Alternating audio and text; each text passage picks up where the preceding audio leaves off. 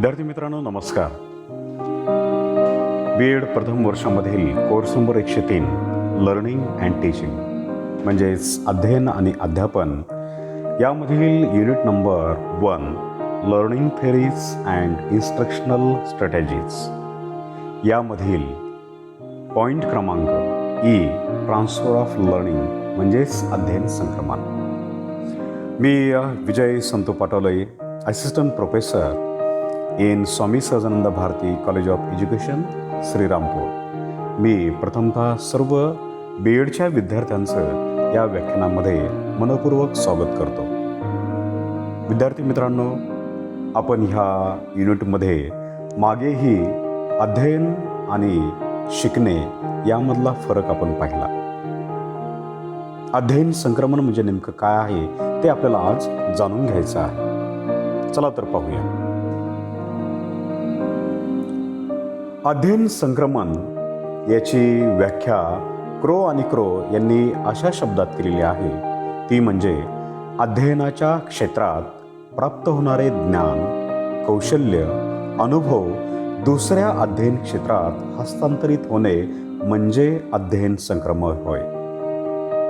विद्यार्थी मित्रांनो, आपण प्राथमिक स्तरापासून तर थेट उच्च शिक्षण स्तरापर्यंत जे काही विषय आपण शिकलेलो आहोत, ज्या विषयामधून आपल्याला ज्ञान मिळालेलं आहे, हे सर्व ज्ञान आपण कोणत्याही क्षेत्रामधील एखादी गोष्ट जर शिकण्यासाठी तयार झालो तर हे ज्ञान आपल्याला कामी पडत असतं, म्हणजे त्याची आपल्याला मदत होत असते. मग जे आपण मागे ज्ञान घेतलं आहे, कौशल्य मिळवलेले आहे, किंवा शाळेच्या व्यतिरिक्त महाविद्यालयाच्या व्यतिरिक्त जे व्यावहारिक जीवन जगत असताना आपल्याला अनुभव आलेले आहेत किंवा काही कौशल्य आलेले आहेत, ह्या सर्व गोष्टींचा दुसऱ्या क्षेत्रामध्ये ज्ञान घेण्यासाठी किंवा शिकण्यासाठी आपल्याला उपयोग होतो. हे ज्ञान, कौशल्य, अनुभव जसेच्या तसेच दुसऱ्या क्षेत्रामध्ये सुद्धा आपल्याला वापरात आणता येतात. यालाच अध्ययन संक्रमण असं म्हटलेलं आहे. सोरेन्सोस यांनी सुद्धा एका व्याख्यामध्ये असं म्हटलंय की एखाद्या विशिष्ट परिस्थितीमध्ये मिळालेलं ज्ञान, संपादित केलेली कौशल्य, तंत्र, वृत्ती, सवयी यांचा उपयोग जेव्हा दुसऱ्या परिस्थितीत आपणाला होतो, म्हणजेच ती परिस्थिती अनुकूल, प्रतिकूल किंवा कोणताच नाही, तेव्हा त्यास अध्ययन संक्रमण असे म्हणतात.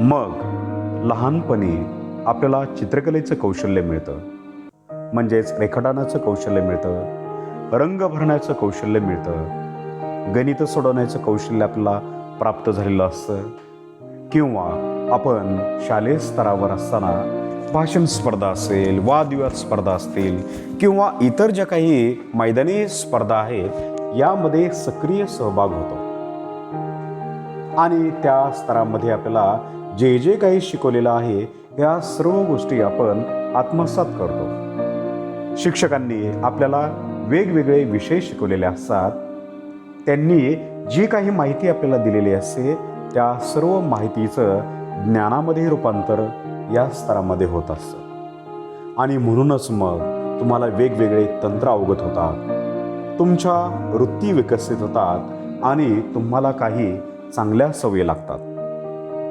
मग हे तुमचं ज्ञान, तुम्ही मिळवलेलं कौशल्य, तंत्र, वृत्ती आणि विकसित केलेल्या या सर्व सवयी जेव्हा दुसऱ्या परिस्थितीमध्ये आपण एखादी गोष्ट शिकायला जातो त्यावेळेस यांचा आपल्याला उपयोग होतो आणि याच गोष्टीला आपण अध्ययन संक्रमण असं म्हणतो. मग विद्यार्थी मित्रांनो, अध्ययन संक्रमणामधून किंवा अध्ययनातून संक्रमित होणारे कोणकोणते घटक आहेत, तर ते म्हणजे ज्ञान आहे. मग ते पाठ्यपुस्तकातील ज्ञान असू द्या, व्यावहारिक ज्ञान असू द्या, समाजात असणारं उपयोगी पडणारं ज्ञान असू द्या, म्हणजे शाळेच्या आत आणि शाळेच्या बाहेर हे सर्व ज्ञान, किंवा वेगवेगळ्या प्रकारचं तंत्र, म्हणजे काही टेक्निक्स आपण जर फॉलो केल्या, ती तंत्र आपण जर आपल्या जीवनामध्ये वापरली, तर एखादी गोष्ट आपल्याला सहज शिकता येते, कारण त्या गोष्टीचा आपण सराव केलेला असतो. मग वेगवेगळ्या पद्धती असतात, काही कौशल्य असतात, म्हणजे ती कारक कौशल्य असू द्या, भाषिक कौशल्य असू द्या, किंवा इतर जे कौशल्य आहेत, ह्या सर्व कौशल्य आणि दृष्टिकोन, वृत्ती आणि आपली असणारी निष्ठा, ह्या सर्व गोष्टी अध्ययनातून संक्रमित होतात. मग अध्ययन संक्रमणास मदत करणारे घटक कोणकोणते आहेत? तर ते घटक आहेत 3. एक म्हणजे तुमची बौद्धिक कुवत कशी आहे, त्या पद्धती कशा आहेत, आणि तुमची ध्येयनिष्ठा. म्हणजे एखाद्या परिस्थितीत आपण जे काही ज्ञान प्राप्त केलंय, ज्या काही वृत्ती विकसित झाल्यात, ज्या सवयी आपण विकसित केलेल्या आहेत, जे कौशल्य आपल्याला मिळालेलं आहे, ह्या सर्व गोष्टींचा वापर आपण काय करणार आहोत? नवीन गोष्ट शिकण्यासाठी करणार आहोत, म्हणजे बौद्धिक कुवत. तुम्हाला तुमची बुद्धिमत्ता वेगवेगळ्या किंवा नवीन परिस्थितीमध्ये कशी चालवता येते, किंवा त्या बौद्धिक कुवतीवर कसं तुम्हाला अवलंबून राहता येतं, किंवा बौद्धिक कुवतीच्या जोरावर तुम्ही नवीन गोष्टी शिकता, ह्या सर्व गोष्टी अध्यापनास मदत करणाऱ्या असतात. नंतर पद्धती आहे, म्हणजे कधी कधी आपण सोप्या पद्धतीने जातो, काही तांत्रिक पद्धती आपल्याला फॉलो कराव्या लागतात, काही नवीन पद्धतीचा आपल्याला अवलंब करावा लागतो. जे तंत्र आपण घेतलेलं आहे, त्या तंत्रामध्ये आपल्याला नेहमी बदल करावे लागतात, कारण दरवेळी जी आपल्यासमोर असणारी परिस्थिती आहे, ही परिस्थिती बदलती असते, त्यामध्ये नाविन्यता असते. आणि मग ही नाविन्यता किंवा नाविन्यपूर्ण एखादी समस्या आली, तर ती सुद्धा विचार करून सोडवायची असते. त्यासाठी बौद्धिक कुवत लागते, आणि प्लस ती सोडवण्याची पद्धती सुद्धा आपल्याकडे असायला हवी. मग नवीन गोष्ट शिकायची आहे, नवीन परिस्थितीमध्ये आपल्याला जायचं आहे, आपल्यासमोर जर ध्येयच नसतील, तर आपण पुढच्या किंवा भविष्यातील कोणत्याही गोष्टी शिकायला तयार होणार नाही. जोपर्यंत तुमच्या समोर तुमचा उद्देश, तुमचं ध्येय असत नाही, तोपर्यंत व्यक्ती प्रयत्न करत नाही. आणि ज्या वेळेस शिकल्यानंतर किंवा अध्ययन केल्यानंतर प्रत्येक व्यक्तीची भावना ही वेगवेगळी असते. आता याच्यानंतर काय, त्याच्या पुढची स्टेप्स नेमकं काय आहे, आणि त्यासाठी मला कोणते प्रयत्न करावे लागतील. म्हणून आजपर्यंत जे ज्ञान तुम्ही मिळवलेलं आहे, ह्या सर्व ज्ञानाचा उपयोग तुम्हाला नवीन परिस्थितीमध्ये नवीन गोष्टी शिकण्यासाठी नेहमी उपयोग होत असतो. म्हणून बौद्धिक कुवत, पद्धती आणि ध्येयनिष्ठा ह्या अध्ययन संक्रमण करणाऱ्या गोष्टी आहेत. ह्या अध्ययन संक्रमणाचे जे प्रकार, याबाबत जर आपण विचार केला, तर याचे 3 प्रकार पडतात. आणि असं म्हटलं जातं की एखाद्या परिस्थितीतील अध्ययनाचा दुसऱ्या परिस्थितीतील अध्ययनावर 3 प्रकारचा परिणाम होतो. अनुकूल म्हणजे चांगला, प्रतिकूल म्हणजे वाईट, आणि तिसरा आहे कोणताच नाही, म्हणजे ह्या शिकण्याचा आणि त्या शिकण्याचा एकमेकांचा काहीही परिणाम होत नाही. अनुकूल म्हणजे काय आहे?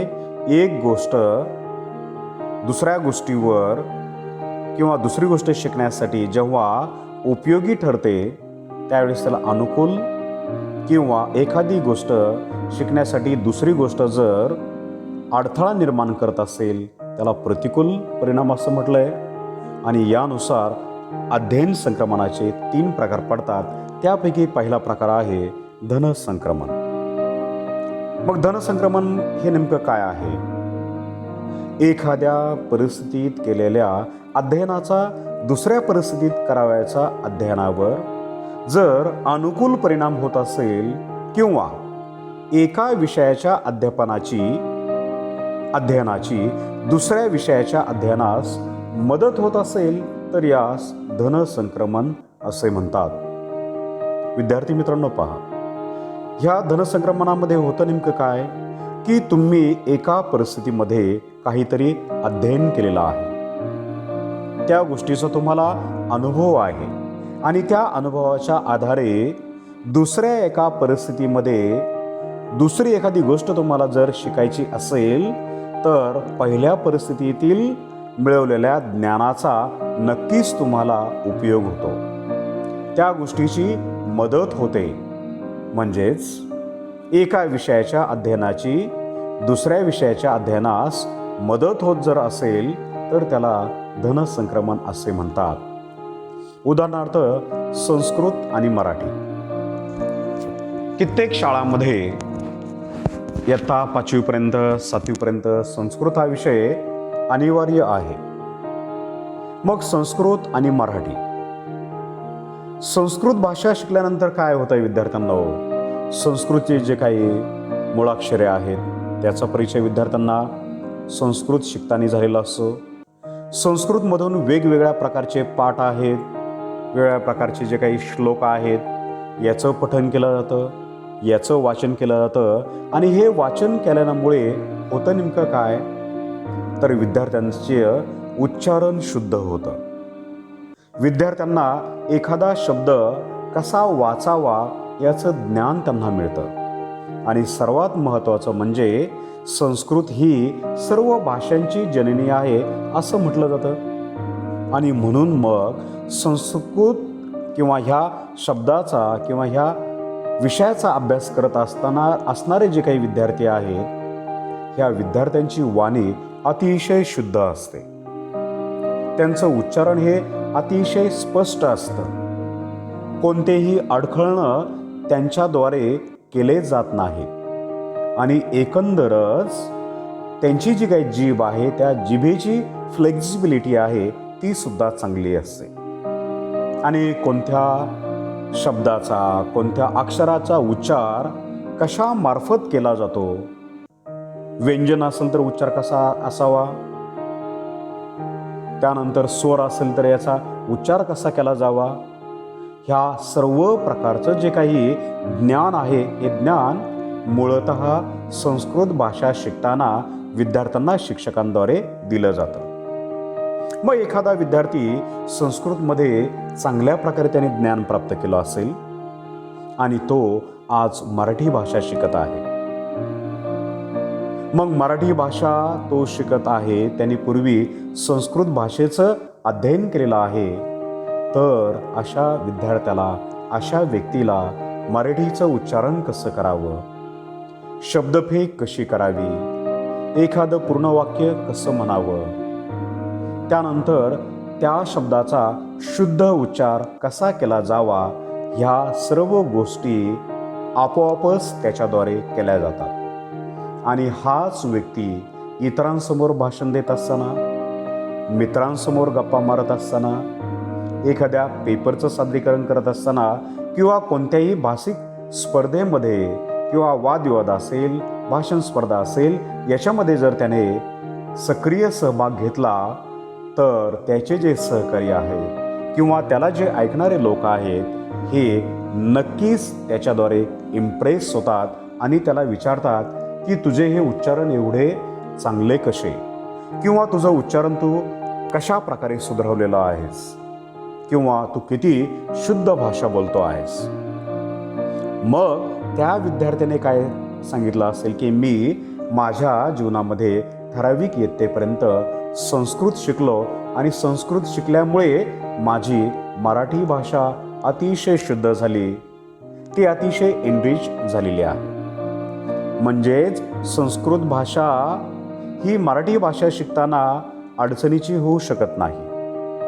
मग संस्कृत भाषेमध्ये जे त्याला ज्ञान मिळालंय, कौशल्य मिळालंय, तंत्र मिळालंय, ह्या सर्व गोष्टींचा मराठी भाषा शिकण्यासाठी त्याला जर उपयोग होत असेल, मदत होत असेल, तर याला धनसंक्रमण असं म्हटलेलं आहे. एखाद्या व्यक्तीला सायकल चालवता येत असेल तर निश्चितच त्याला एखादी स्कूटर चालवता येईल. म्हणजेच काय, त्याचा बॅलन्स कसा असावा, एक्सलेटर म्हणजेच वेग कसा वाढवावा, संबंधित गाडी चालवत असताना सायकलला ज्या प्रकारे ब्रेक असतात त्याच प्रकारचे ब्रेक त्या स्कूटरला असतात का याचा त्याला विचार करावा लागतो. वेग मर्यादा नियंत्रित ठेवावी लागते आणि बॅलन्स पकडून सहजासहजी सायकल शिकण्याद्वारे किंवा सायकल शिकत असताना जे कौशल्य त्याला प्राप्त झालं आहे त्याच कौशल्यांचा उपयोग स्कूटर चालवताना त्याला झालेला आहे. हे झालं धन संक्रमण. दुसरा प्रकार आहे विद्यार्थी मित्रांनो ऋण संक्रमण. म्हणजे पहा, एखाद्या परिस्थितीत केलेल्या अध्ययनाचा दुसऱ्या परिस्थितीत करावयाच्या अध्ययनावर जर प्रतिकूल परिणाम होत असेल किंवा एका विषयाच्या अध्ययनाचा दुसऱ्या विषयाच्या अध्ययनास अडथळा निर्माण होत असेल तर त्यास ऋण संक्रमण असे म्हणतात. प्रतिकूल म्हणजे काय? वाईट परिणाम.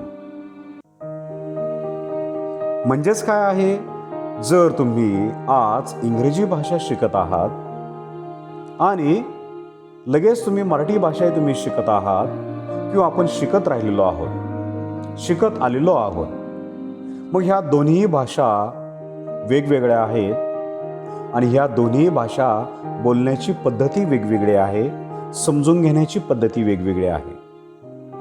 मग या दोन भाषेच्या व्याकरणाचा ज्या वेळेस आपण अभ्यास करतो, अध्ययन करतो, त्यावेळेस आपल्याला कळतं की मराठीची शब्दरचना, वाक्यरचना ही इंग्रजी वाक्यरचनेपेक्षा एकदमच वेगळी आहे. जर इंग्रजीमध्ये S plus V plus O म्हणजे subject plus verb plus object, कर्ता प्लस क्रियापद प्लस कर्म अशी जर रचना असेल ती मराठीच्या व्याकरणामध्ये तशी आपल्याला दिसत नाही. मराठीमध्ये कर्ता, कर्म आणि क्रियापद हे आपण नेहमी दैनंदिन जीवनामध्ये पण वापरतो आणि ते आपल्याला माहीत आहे. पण कधी कधी असं होतं की एखादा मराठीचाच विद्यार्थी आहे, त्याला इंग्रजीची व्याकरणाची रचना समजत नाही, किंवा एखाद्या इंग्रजी मीडियममधील मुलगा आहे आणि तो जर मराठी शिकत असेल तर कदाचित त्याला मराठी व्याकरण रचना जी आहे ती व्याकरण रचना सहजासहजी लक्षात येणार नाही.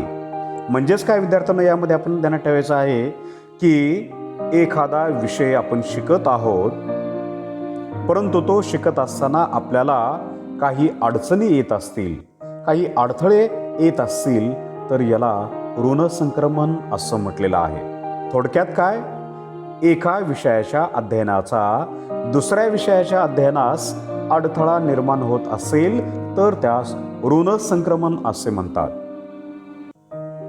समजा तुम्ही उच्च स्तरावर अभ्यास करत आहात, अध्ययन तुम्ही करत आहात आणि आपल्या महाविद्यालयामध्ये जर एकाच वेळेस तुम्हाला जर्मन, फ्रेंच आणि स्पॅनिश या तीनही भाषा जर तुम्हाला ॲट अ टाइम शिकवायला दिल्या किंवा शिकायला दिल्या तर तुमचा रस त्यामध्ये निर्माण होईल. परंतु जर या तीनही भाषेचं व्याकरण जर वेगवेगळं असेल तर स्पॅनिशचे नियम, फ्रेंचचे नियम आणि जर्मन भाषेचे नियम यामध्ये सरमिसळ तुमची होईल आणि मग परिणामी एका विषयाचा दुसऱ्या विषय शिकताना अडथळा निर्माण होईल. याला ऋण संक्रमण आपण असं म्हणू शकतो किंवा म्हटलं जातं. तिसरा प्रकार आहे विद्यार्थी मित्रांनो, त्याला म्हणतात शून्य संक्रमण. म्हणजेच काय, तर दोन्ही परिस्थिती अगदी भिन्न असल्याने एका परिस्थितीतील अध्ययनाचा दुसऱ्या अध्ययनावर अनुकूल अथवा प्रतिकूल असा कोणताच परिणाम होत नाही. त्यावेळी त्या प्रकारच्या संक्रमणास शून्य संक्रमण असे म्हटले जाते. म्हणजेच काय आहे, दोन परिस्थिती आहेत आणि त्या दोनही परिस्थिती एकमेकांपासून वेगवेगळ्या आहेत, परंतु एका परिस्थितीचा दुसऱ्या परिस्थितीवर कोणताही परिणाम होत नाही, कोणताही अडथळा जाणवत नाही. म्हणजे अनुकूल किंवा प्रतिकूल चांगला किंवा वाईट असा काहीच परिणाम होत नसेल तर या संक्रमणाला शून्य संक्रमण असं म्हटलं जातं. उदाहरणार्थ विद्यार्थी मित्रांनो, इथे इतिहास आणि गणिताचं उदाहरण दिलंय. मग आपल्याला आधुनिक इतिहास आपल्याला माहीत आहे. भारताच्या इतिहासाचा जर आपण विचार केला तर 1757, 1857 आणि 1947 पर्यंत इतिहासामध्ये कोणकोणत्या मोठमोठ्या गोष्टी घडलेल्या आहेत या सर्व आपल्याला माहीत आहे. जे समाजसेवक आहेत, स्वातंत्र्यवीर आहेत, त्यानंतर मोठमोठे तज्ज्ञ होऊन गेलेले आहेत. मग यांनी इतिहासामध्ये किती मोठं कार्य केलेलं आहे हे आपल्या सर्वांना माहीत आहे किंवा सर्वांनी याचा लहानपणापासून किंवा प्राथमिक इयत्तेपासून अभ्यास केलेला आहे. मग तुम्ही दुसरीकडे गणितही शिकत आहात. मग इतिहास शिकल्यामुळे तुम्हाला गणितामधील प्रमेय येणार नाहीत का? तुम्हाला भौमितिक रचना येणार नाहीत का? लसावी मसावी शिकण्यामध्ये तुम्हाला काही अडचण निर्माण होते का इतिहासामुळे? किंवा पाढे पाठ करत असताना असेल गुणाकार, भागाकार, वजाबाकी, बैजिक, ज्या काही गणितातील वेगवेगळ्या संकल्पना आहेत, उदाहरणं आहेत, शाब्दिक उदाहरणं आहेत, हे शिकण्यामध्ये किंवा यांचं अध्ययन करण्यामध्ये इतिहासामधील घडलेल्या घटनांचा कोणताच परिणाम होत नसेल, गणिताचा काही संबंध नाही आणि इतिहासाचा काही संबंध नाही, हे दोन स्वतंत्र विषय आहेत आणि त्यांचं अध्ययन करताना जर काही अडथळाच निर्माण होत नसेल, चांगलाही परिणाम होत नसेल आणि वाईटही परिणाम होत नसेल तर याला शून्य संक्रमण असं म्हटलं जातं. त्याच प्रकारे स्वयंपाक आणि विणकाम आहे. मग एखादी गृहिणी स्वयंपाक करते. आता स्वयंपाक करणं हे फक्त आता गृहिणीचंच काम राहिलेलं नाही. असंही आपण मोठमोठ्या हॉटेल्समध्ये, क्रूज मध्ये आपण पाहतोय की स्वयंपाक ही पुरुष मंडळी सुद्धा करतात. मग स्वयंपाक आणि विणकाम याचा काही अडथळा एकमेकांना होऊ शकतो का? साहजिकच नाही. स्वयंपाकाची क्रिया वेगवेगळी आहे आणि विणण्याची क्रिया वेगवेगळी आहे. त्याच प्रकारे धावणे आणि वाचणे, म्हणजे तुम्ही एखादं खेळाडू आहात, तुम्ही ॲथलेटिक आहात, तुम्ही रोज धावण्याचा सराव तुम्ही करत आहात. मग धावणं वेगळं आणि वाचन करणं वेगळं. की एखादं आत्मचरित्र वाचन करत असताना किंवा वाचल्यानंतर तुम्ही रोज सकाळी व्यायाम करत आहात, एखाद्या ट्रॅकवर जात आहात आणि धावण्याचा सराव करत असताना एखाद्या आत्मचरित्र वाचल्यानंतर तुम्हाला त्याचा एखादा प्रसंग आठवतो आणि लगेच तुम्ही धावणं थांबवता, असं होतं का? तर नाही. धावणं ही शारीरिक प्रक्रिया झाली, वाचणं ही मानसिक प्रक्रिया झाली. मग धावण्याचा आणि वाचण्याचा कुठेही संबंध येत नाही. याला शून्य संक्रमण असं म्हटलंय. मग विद्यार्थी मित्रांनो, ह्या अध्ययन संक्रमणाचं शैक्षणिक महत्त्व याविषयी जर आपण नजर टाकली तर आपल्याला शैक्षणिक महत्त्व सांगता येईल. अध्यापकाने नेहमी विद्यार्थी केंद्रबिंदू मानून त्याला जीवनाभूमिक शिक्षण द्यायला हवं. म्हणजे वर्गामध्ये जे काही त्यांना विषय शिकवले जातात त्या विषयातील ज्ञानाचा जीवन जगत असताना, जीवनातील वेगवेगळे ध्येय प्राप्त करत असताना उपयोग झाला पाहिजे किंवा त्याने तो करून घेतला पाहिजे, यासाठी त्याला प्रेरणा द्यायची आहे. कोणतेही विषय जर आपण शिकत असू किंवा वर्गामध्ये विद्यार्थ्यांना अध्यापन करत असू तर प्रत्येक विषयाचा जीवनाशी संबंध आपल्याला जोडता आला पाहिजे. इंग्रजी विषय आपण शिकवतो. मग इंग्रजी विषय शिकवत असताना त्या विद्यार्थ्यांना फक्त इंग्रजी ग्रॅमर किंवा इंग्रजी लेटर रायटिंग असेल किंवा ओन्ली पॅसेज वाचणं असेल किंवा परीक्षार्थी त्याला बनवू नये. तर ह्या इंग्रजी विषयाचा संबंध भविष्यामध्ये त्याने उत्तम कम्युनिकेशन स्किल कसं हस्तगत करावं, आपली भाषा कशी समृद्ध करावी, व्होकॅब्युलरी कशी एनरिच करावी, चांगल्या प्रकारचं वर्तमानपत्र किंवा जे जर्नल्स आहेत हे कसे वाचावेत यासाठी त्याला आपण प्रेरणा द्यायची आहे. हे फक्त इंग्रजीच लागू नये तर मराठी असेल तर त्यांना अवांतर वाचण्याची तुम्ही सवय लावा. जीवनावर त्याचा काय परिणाम होतो ते त्यांना तुम्ही सांगा.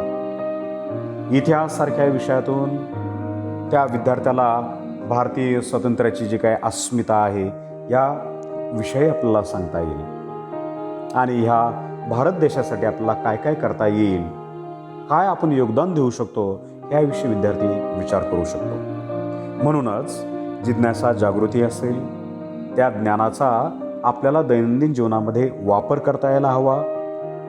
त्यासाठी विद्यार्थ्यांना नेहमी प्रवृत्त करायचं आहे. वेगवेगळे विषय शिकवत असताना नेहमी शिक्षकांनी सामान्यीकरण करणं गरजेचं आहे की भूगोल विषय शिकल्यानंतर आपली भूमिका काय असेल, विज्ञान विषय शिकल्यानंतर किंवा हा आशय शिकल्यानंतर आपण कोणत्या प्रकारची भूमिका घ्यावी, नागरिकशास्त्राचा तास झाल्यानंतर आपण त्या विद्यार्थ्याकडून काय अपेक्षा करू शकतो, ह्या सर्व प्रकारचं शिक्षण त्या विद्यार्थ्यांना आपण देणं गरजेचं आहे. मग आपल्या वर्गामध्ये वेगवेगळ्या प्रकारचे वेगवेगळ्या क्षमतेचे विद्यार्थी असतात.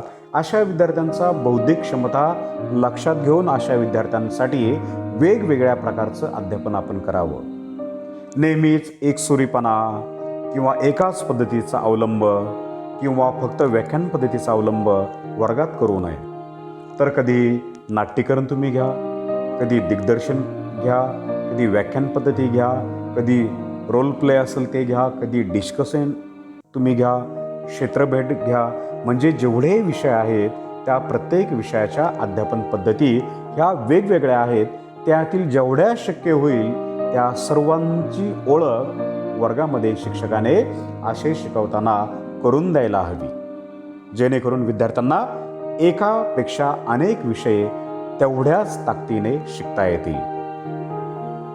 शक्य झालं तर त्यांच्या उजळणी चर्चा यावर भर द्या. बऱ्याच वेळेस असं होतं की विद्यार्थ्यांना 11 ते 15 पर्यंतचे पाढे पाठ असतात, 15 ते 20 पर्यंत त्यांचे पाढे पाठ नसतात. जे गणितामध्ये हुशार आहेत असे विद्यार्थी यांचे 30 पर्यंत पाढेसुद्धा पाठ असतात. आणि मग शिक्षकाने अशा विद्यार्थ्यांसाठी नेहमी रिपिटेशन केलं, त्यांना उजळणी करायला सांगितली, तर त्या विद्यार्थ्यांचे पाढे जे आहेत ते चांगल्या प्रकारे पाठ होतील, त्यांचं स्मरण चांगलं होईल. गणितीय काही सूत्रे आहेत, व्याकरणाचे काही सूत्रे आहेत, यांचा सराव करून घ्यायचा. इतिहास असेल तर इतिहासांच्या सणावळ्या आणि त्यांचं महत्त्व काय आहे याविषयी त्यांना माहिती करून दिली. भूगोल विषय शिकवत असताना नद्या कोणकोणत्या आहेत, त्यांचे उगमस्थान कोणते आहेत, त्यांच्या उपनद्या कोणत्या आहेत किंवा ठराविक नद्यावर कोणते धरणं बांधली गेली आहेत. तर ह्या सर्व गोष्टींची उजळणी जर केली तर निश्चितच त्या विद्यार्थ्यांना भविष्यामध्ये हा जो काही पाया आहे या पायाच्या आधारे इतर नवीन ज्या गोष्टी आहेत त्या नवीन गोष्टी त्यांना शिकता येतील. म्हणून वेगवेगळ्या प्रकारची माहिती, तंत्रे, पद्धती, कौशल्य, समानता ह्या वर्गामध्ये आपल्याद्वारे आणता आली पाहिजे. आणि याचद्वारे विद्यार्थी मित्रांनो, आपण आज अध्ययन संक्रमण हे नेमकं काय आहे ते शिकलो. त्यानंतर अध्ययन संक्रमणाचे 3 जे प्रकार आहेत, धन, ऋण आणि शून्य संक्रमण आणि शैक्षणिक महत्त्व, यावर आपण आज माहिती घेतली. तर पुढील लेक्चरला आपण पुढील नवीन विषयावर माहिती घेणार आहोत. तोपर्यंत धन्यवाद.